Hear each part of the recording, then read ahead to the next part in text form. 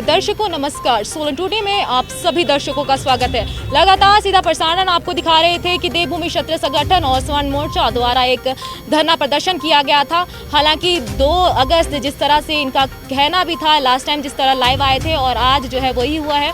और सीधा जो है बातचीत करेंगे देवभूमि क्षत्रिय संगठन के अध्यक्ष रूमी ठाकुर जी से। सबसे पहले तो सर बहुत बहुत शुक्रिया हमारे साथ जुड़ने के लिए। धन्यवाद रितु जी। जिस तरह से आप लोगों का कहना ये था कि आप विधानसभा क्षेत्र का घेराव करेंगे, लेकिन इसके उपरांत आप लोग जो है चौड़ा मैदान में धरना प्रदर्शन कर रहे थे। क्या कुछ जो है मकसद था, क्या कुछ मुद्दा था और क्यों इस तरह का आपने वहाँ के बजाय यहाँ पे जो है अपना प्रदर्शन रखा? देखिए, बात हमारा मुद्दा सिर्फ एक और हमारी मांग सिर्फ स्वर्ण आयोग गठन को लेकर है। और जिस प्रकार से हम लोगों को आगे जाने की अनुमति नहीं दी गई, तो वो हम लोग इस प्रदेश की सरकार का स्वर्ण समाज के साथ सौतेला व्यवहार हम लोग कह सकते हैं। जी, बात करें कि आज के प्रदर्शन में कितने मात्रा में लोग उपस्थित थे, कहां से आए थे? जो आज की जो ये आंदोलन रहा, इस आंदोलन में चंबा से लेकर सिरमौर तक पूरे हिमाचल से हर जिला से यहाँ पर लोग पहुँचे हैं। बारिश का ये मौसम रहा, कई जगह रास्ते बंद हो गए, कई जगह लैंडस्लाइड हो गया है, तो हर जिला से लोग यहाँ पर पहुँचे हैं पूरे हिमाचल प्रदेश। आज के प्रदर्शन का क्या जो है निष्कर्ष निकला है? इसका निष्कर्ष देखिए सीधा सा ये है कि 10 दिन इस प्रदेश की सरकार और विपक्ष के पास है। 68 जो विधायक हैं, उन विधायकों के पास ये 10 दिन का समय है। इस 10 दिन के भीतर में वो इस स्वर्ण आयोग गठन को लेकर कोई भी चर्चा करें, उसके ऊपर निर्णय करें। और सरकार के पास अपनी एक पावर होती है कि वो इस तरीके का कोई भी कमीशन आयोग वो बना सकते हैं। तो सरकार के पास 10 दिन का समय है। विपक्ष 68 विधायक बैठे हैं, सरकार भी है, विपक्ष भी, वो इसके ऊपर उचित निर्णय लें। और अगर नहीं लेते तो उसके बाद जी वही जो है मैं जानना चाहती हूँ, क्योंकि लगातार 6 महीने के बाद भी आपको आश्वासन दिया गया था 3 महीने का। उसके बाद जो है आप मुख्यमंत्री कार्यालय के अंदर भी गए थे, फिर भी आपका जो है बात को नहीं सुना गया था। किसके ऊपर ये आरोप लगाना चाहेंगे आप? देखिए, 70 साल की लड़ाई है, 70 दिन में खत्म होने वाली नहीं। ये हमारा पूरा समाज जानता है। 70 साल से हमारे लोग प्रताड़ना झेल रहे हैं। जिस प्रकार 6 महीने में, रितु जी, सबसे बड़ी बात यह है कि हिमाचल के इतिहास में आज तक कोई भी आंदोलन ऐसा नहीं रहा जो 6 महीने में शुरू होकर एक देशव्यापी आंदोलन बन गया हो, जिसकी गूंज पूरे देश में गूंजी हो। ये एक पहला आंदोलन ऐसा है कि हिमाचल प्रदेश इस पहाड़ी क्षेत्र से गूंज उठी है। पूरे देश में आज लोग स्वर्ण आयोग गठन की मांग को उठाने लग गए हैं, हर प्रदेश अपने स्तर पर। और जो बात स्वर्ण आयोग गठन की है, हमें पूर्ण विश्वास भी है कि जो यहाँ पर बैठे ये जो नेता हैं, ये नेता इसके ऊपर इस 10 दिनों के ऊपर को चर्चा करेंगे, कोई निष्कर्ष निकालेंगे।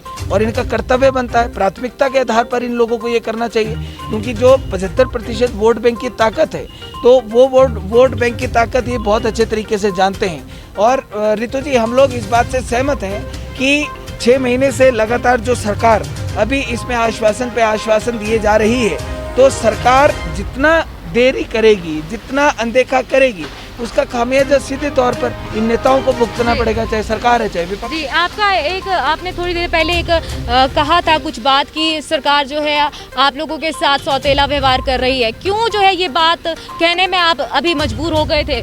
जी देखिए, और वो बात अभी भी हम लोग कह रहे हैं कि जिस प्रकार से हम लोगों को विधानसभा के बाहर जब कोई भी हेजिटेशन होता है, वो विधानसभा के बाहर किया जाता है। चौड़ा मैदान में सभी लोग आज तक एकत्रित होते आए हैं, लेकिन जिस प्रकार से हम लोगों को चौड़ा मैदान तक ही सीमित रखा गया और विधानसभा के पास जाने का हम लोगों को परमिशन नहीं दी गई, तो वो सीधे तौर पर दर्शाता है कि जो सरकार है, सरकार स्वर्ण समाज के साथ सौतेला व्यवहार करने पर अभी तक जारी है। जी, जिस तरह से आपका कहना ये था कि 12 दिन तक, जितने दिन तक जो संसद चलेगी, अगर उसमें बीच जो है सरकार द्वारा स्वर्ण आयोग का गठन नहीं करवाया गया, तो उसके बाद आप क्या करेंगे? क्या कुछ गतिविधि या क्या कुछ प्रतिक्रिया आपकी रहेगी आगामी दिनों के लिए? सबसे बड़ी बात तो ये है कि जिस प्रकार का भी कोई आंदोलन करना होगा, उसके ऊपर अभी हम लोग निर्णय लेंगे। हमारी कोर कमेटी है, वो निर्णय लेगी। लेकिन उसके साथ जिस प्रकार अभी लोकसभा के चुनाव आ रहे हैं, विधानसभा के चुनाव आ रहे हैं, उन चुनावों में इस सरकार को जो खामियाजा भुगतना पड़ेगा, हमारे स्वर्ण समाज के आक्रोश जो झेलना पड़ेगा, वो इनके लिए असहनीय होगा। वो ये लोग नहीं झेल पाएंगे, क्योंकि उपचुनाव है। इन लोगों के भी सपने बहुत सारे हैं कि हम मिशन रिपीट करेंगे, वो कुछ करें। स्वर्ण समाज के बिना तो मिशन रिपीट नहीं कर सकते ना। तो ये सीधी शब्दों में बात हम इनको कहना चाहते हैं। अंत में क्या संदेश आपका सरकार को रहेगा? अंत में सरकार के समक्ष हम ये बात रखना चाहते हैं कि माननीय महोदय मुख्यमंत्री जी और पूरी सरकार और विपक्ष जितना बैठा है, आप सभी 68 विधायकों की हम बात करना चाहते हैं सदन में बैठे। आपके पास ये 10 दिन का समय ऐसा रहेगा कि आप लोग इसके ऊपर स्वर्ण आयोग गठन को लेकर आप चर्चा करें, उसके ऊपर निष्कर्ष निकालें। अगर आप ऐसा नहीं करते, इस 10 दिनों में भी इस मांग को अनसुना और अनदेखा करते हैं, तो आपको जो व्यवहार और जो आक्रोश आपको झेलना पड़ेगा वो आपके लिए असहनीय होगा। जी, यहाँ पे जो है हिमाचल प्रदेश के कई जिलों से जो है लोग मौजूद थे, काफ़ी ज़्यादा मात्रा में जो यहाँ लोग आए हुए थे। इस वक्त जहाँ पे कोरोना काल चला हुआ है, क्या कोरोना संक्रमण बढ़ने का खतरा नहीं बन सकता? क्योंकि लगातार कहा जा रहा है कि तीसरी लहर जो है हिल स्टेशन से ही आएगी कोरोना की। अरे देखिए, अभी नहीं आएगी। जब चुनाव यहाँ पर ख़त्म हो जाएंगे तो चुनाव के बाद आएगी। अभी चुनाव आने वाले, अभी कोई लहर नहीं है हिमाचल प्रदेश में। और हमारी ज़िंदगी भी तो वैसे ही बनी हुई है। और हमारी स्वर्ण समाज के जो लोग हैं उनकी ज़िंदगी में तो हर समय लहर ही लहर है। कभी आरक्षण की लहर, कभी एट्रोसिटी की लहर, कभी कोई सी लहर, बहुत सारी लहरें झेल चुके हैं हम लोग। जी, बहुत बहुत शुक्रिया सर हमारे साथ जुड़ने के लिए। तो यहाँ पे जो है देवभूमि क्षत्रिय संगठन और स्वर्ण मोर्चा आयोग द्वारा आरोप लगाया जा रहा है सरकार के ऊपर कि उनके साथ सौतेला व्यवहार किया जा रहा है। हालांकि देखना तो यही होगा कि सरकार इसके बाद कौन सी कार्रवाई करती है। इन्हीं सब तमाम जानकारियों के लिए बने रहिए सोलन टुडे के साथ। नमस्कार। पिया तो कैसा अभिमान, पिया तो बीती यादों से नाता सहेजना सीखा, हाथ थाम कर जिनके चलना सीखा,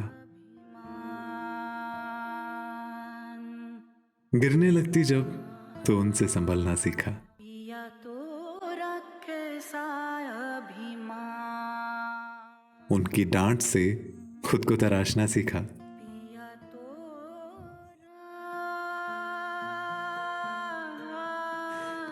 घर से दूर होकर भी दिल को हमेशा यह एहसास रहता है, उनका प्यार और फिक्र हमेशा मेरे साथ रहता है।